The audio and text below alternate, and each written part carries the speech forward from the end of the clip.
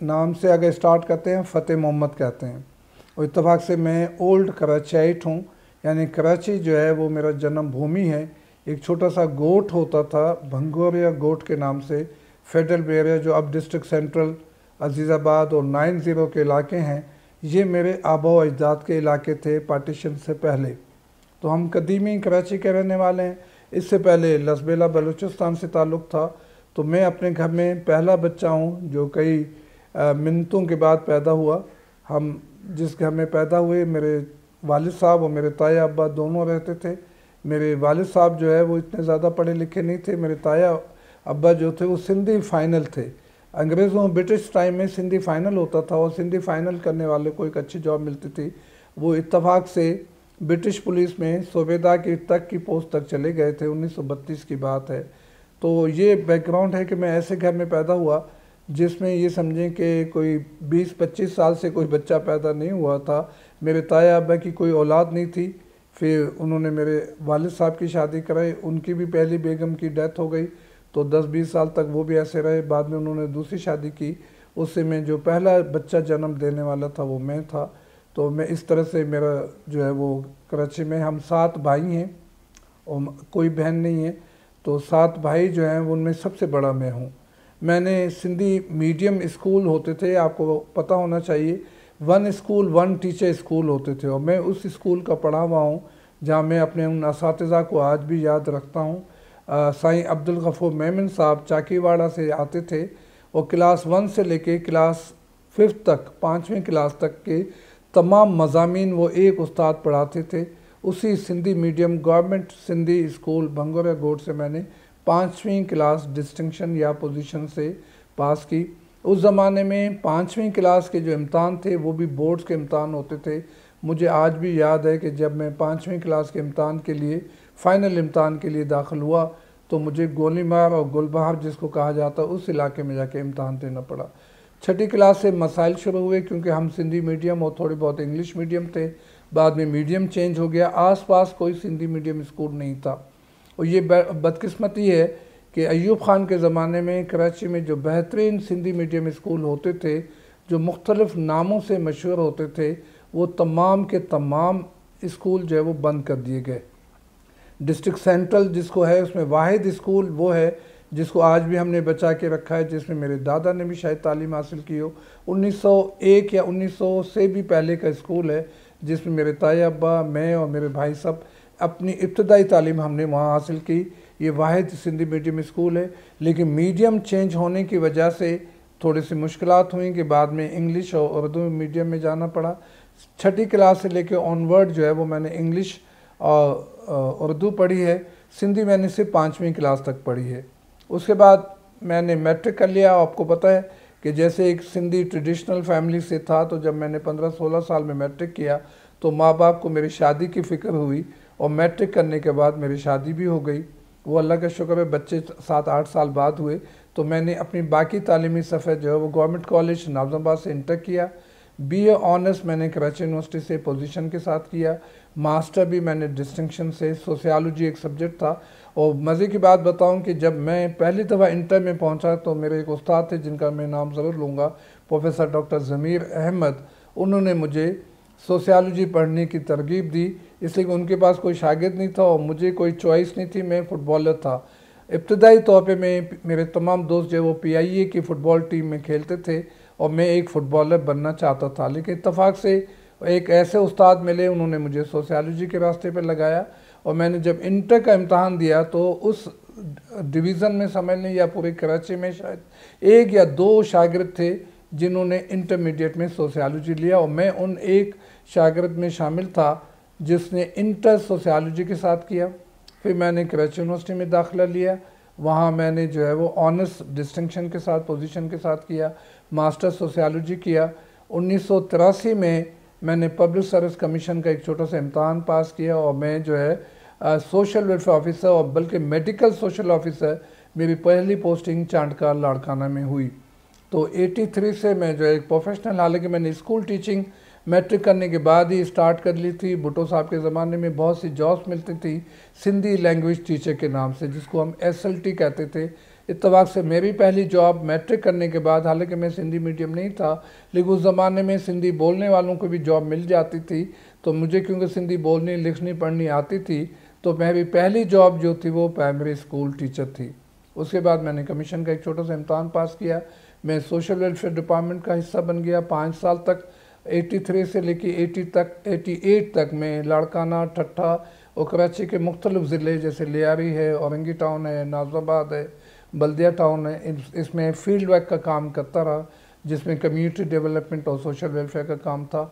1988 में पीएचडी करने का एक जुनून था, तो पीएचडी की जो कशिश थी वो यूनिवर्सिटी लेके आई। 1988 में मैंने दाखिला भी लिया और मैं इत्तफाक से मेरा जो है वो इत्तफाक से ही जो कराची यूनिवर्सिटी में एज ए लेक्चरर अपॉइंटमेंट हो गया। और आज से लेके आज तक जिस घर में आप बैठे हैं ये कराची यूनिवर्सिटी के मरहूम मिन्नत है।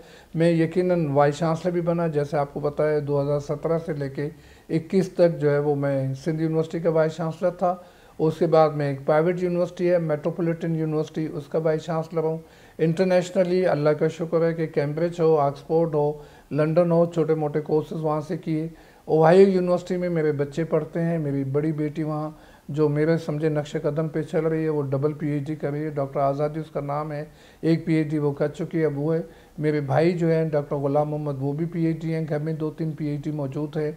तो ये एक असातिज़ा का जो इम्पेक्ट था, तो ये समझे कि मेरी फैमिली जो है वो मेरे तकरीबन सभी भाई जो है वो टीचिंग से वाबस्ता हैं। मैं उनका जो पहला भाई था जो टीचिंग में था, ये है। शादीशुदा हूँ, यकीनन 10 मेरे बच्चे हैं और सब माशाल्लाह शादीशुदा हैं, सब अपने घर में सुखी हैं।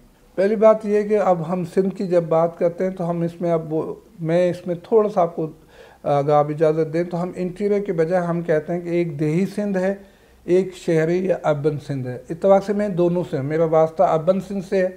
मेरा डोमिसाइल जो है वो अर्बन है, लेकिन चूँकि थाना बोला खान, कोस्तान, नूर आबाद मेरे आबा और अजदाद के आज से 400 साल पहले, 500 साल पहले वही ताल्लुक़ था। तो गोट से भी ताल्लुक़ है और शहर से भी है। जो आपका बहुत बुनियादी सवाल है, यकीन कीजिए कि ये तालीम जो है, जो आज सिंध की जो तालीम थी, अगर आप कोई भी नाम ले लीजिए, आप मिर्ज़ा खलीज बेग का नाम ले लीजिए, आप जो है वो सिंध यूनिवर्सिटी के जो बानी तो कोई और थे, लेकिन सिंध यूनिवर्सिटी को सिंध यूनिवर्सिटी बनाने वाले जो अल्लामा आई काजी है उनका नाम ले लीजिए। सिंध में आप जितने बड़े बड़े मुफक्किर हैं, अभी रिसेंट जो उनकी बात कीजिए, ये इसी तालीमी निज़ाम से निकले। मीडियम जो है वो पहले सिंधी होता था, उसके बाद यकीनन 6ठी क्लास से जो है वो बच्चे इंग्लिश पढ़ते थे। क्लास 6 से पहले हमें ABC भी नहीं आती थी। ABC जो है वो क्लास 6 में पढ़ाई जाती थी। उसके बावजूद वो बच्चा मैट्रिक करने के बाद अच्छी खासी इंग्लिश लिख पढ़ सकता था। मैं आपको, हमारे एक दोस्त है जो मेरे पार्टनर है, आपने गुल मोहम्मद उमरानी साहब का नाम सुना होगा, जो इंग्लिश के बहुत बड़े स्कॉलर हैं। अब अगर उनकी भी दास्तान या दास्तान गुल के नाम से उनकी किताब भी आ चुकी है और अब दूसरी किताब भी आने वाली है। ये दास्तानें अगर पढ़ें तो ये लोग कहाँ से पैदा हुए? यकीनन तालीमी निज़ाम। इसके अलावा भी बहुत से नाम लिए जा सकते हैं, चाहे वो अली मोहम्मद राशिदी साहब का हो, हसामुद्दीन राशिदी का हो, इख्तलाफ हो सकता है, शेख अयाज का नाम लिया जा सकता है।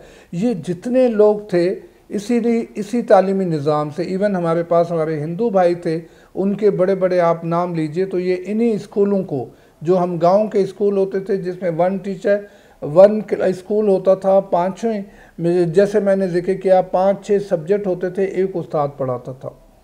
अब सवाल ये पैदा होता है कि वो बच्चे जो 5वीं क्लास पढ़ के कुछ ना कुछ लिखने पढ़ने के लायक हो जाते थे और मैट्रिक को एक बहुत बड़ी सनद समझा जाता था। मैं खुशकिस्मत हूँ कि मैट्रिक करने के बाद मुझे जॉब मिली।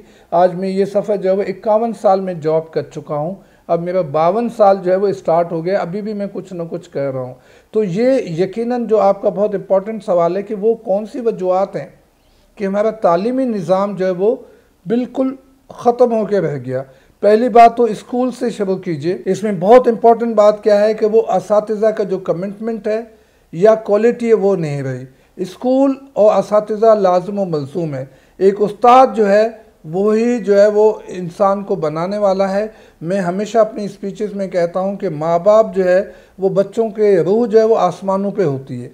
वो आसमानों से उतार कर बच्चों को ज़मीन पे लाते हैं और आज अगर हम ज़मीन पे अर्श तक जाते हैं तो वो हमारे असातिज़ा हैं। मैं यकीनन अपने घर में इतने पढ़े लिखे लोग नहीं थे, आज मैं जहाँ बैठा हूँ वो मेरे असातिज़ा थे, चाहे वो स्कूल के थे, कॉलेज के थे या यूनिवर्सिटी के थे, कि आज हम जो कुछ हैं अपने असातिज़ा की वजह से हैं।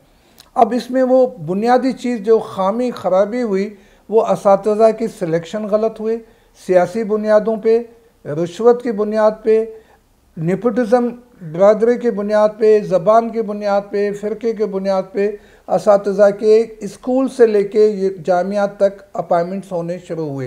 पिछले 20-25 साल में तो सूरत हाल बहुत ज़्यादा ख़राब हुई। जब सियासी हुकूमतें वजूद में आईं, जब डिक्टेटरशिप वजूद में आई, उन्होंने मखसूस ग्रोहों को जो है वो अहमियत दी। नतीजे में यूनिवर्सिटी तक जो है वो नाहिल, मैं बड़े वाज़े तौर पे कहता हूँ कि नाहिल उस असातिज़ा जो स्कूल में पढ़ाने के भी लायक नहीं है, वो स्कूल में भी नहीं पढ़ा सकते हो, वो किसी भी ज़बान में, सिर्फ इंग्लिश नहीं है, न सिंधी में, न उर्दू में, न इंग्लिश में, दो लफ्ज़ बोल नहीं सकते, वो असातिज़ा बन गए। फिर सियासत आ गई, आपको पता है, तंजीमें बन गई, तो स्कूल के असातिज़ा की भी तंजीमें बन गई, कॉलेज के असातिज़ा की भी तंजीमें बन गई, और यूनिवर्सिटी के असातिज़ा की तंजीमों से आप अच्छी तरह वाकिफ़ हैं। तो स्कूल के पहला जो सबसे बड़ा समझे नुकसान हुआ वो गलत असातिज़ा का सिलेक्शन हुआ। उसके बाद जो वो लैक ऑफ कमिटमेंट आपकी सोसाइटी में, जो ये पैसा कमाना और पैसा जो एक कल्चर वजूद में आ गया कि हर मर्ज़ की इलाज पैसा है, कि पैसे से आप हर काम कर सकते हैं, ये जो रुझान चल पड़ा तो असातिज़ा भी पैसे कमाने में लग गए। हमने ख़ुद इवनिंग की क्लासेस स्टार्ट की, हमने ख़ुद जो है वो प्राइवेट यूनिवर्सिटी में पढ़ाना शुरू किया। तो वो कमिटमेंट जो होता था असातिज़ा का, जो ज़िंदगी का मकसद होता था, वो बच्चों को पढ़ाना होता था। पैसे मिले ना मिले, तनख्वाहें बहुत कम मिलती थी। मैं अपनी बात करूं, मैंने जब एक प्राइमरी स्कूल टीचर का सिलेक्शन किया तो तनख्वाह ना होने जैसी थी। यकीन कीजिए 200 रुपये भी तनख्वाह नहीं होती थी, लेकिन हम कमिटमेंट के साथ 5-6 घंटे स्कूल में पढ़ाते थे। तो पहली चीज़ ये है कि असातिज़ा का सिलेक्शन गलत हुआ। दूसरी चीज़ ये है कि उसमें सियासी मुदाखलत शुरू हो गई। तीसरी चीज़ ये है कि वो कमिटमेंट ख़त्म हो गया, और मटेरियलिज़म की वजह से जो पेशा था वो सानवी चला गया, पैसा जो है वो नंबर 1 हो गया। तो पहली वजूहत यही है। उसके बाद यकीनन जो वालिदैन का बहुत बड़ा किरदार होता था। मैं अपनी वालदा का जिक्र ज़रूर करूँगा कि आज जो मेरी इत्तफाक से जीजी अम्मा, जिन्होंने मुझे पाला था, मैं उस घर में पला जहाँ मुझे 2 माओं की मोहब्बत मिली। जो मेरी जीजी अम्मा थी वो मेरी ताई अम्मा थी, चाची थी, वो मुझे बेटा बना के पालती थी, और मेरी अम्मा तो अम्मा थी जिनका मैं पहला बेटा था। तो यकीनन पहला बेटा होने की वजह से मुझे 2 माओं का प्यार मिला। वो माएँ मुझे कुछ और नहीं करती थी, टाइम पे स्कूल भेजती थी। बुरी आदतों से बचाना, टाइम की पाबंदी करना, अच्छे वक्त पे सोना, अच्छे वक्त पे उठना, अच्छा खाना खाना, अपनी सेहत का ख्याल करना, ये माएँ सिखाती हैं। तो यकीनन असातिज़ा के बाद जो स्कूल या एजुकेशन की आप बात करते हैं, तो बच्चे की जो पहली उस्ताद है उसकी माँ है। माँओं को भी इस अपने किरदार पे सोचना चाहिए कि अगर बच्चे आगे नहीं बढ़ रहे या उनमें कुछ खामियां पैदा हुई हैं, तो मैं समझता हूँ उसमें फैमिली का, ख़ानदान का बहुत बड़ा हाथ होता है।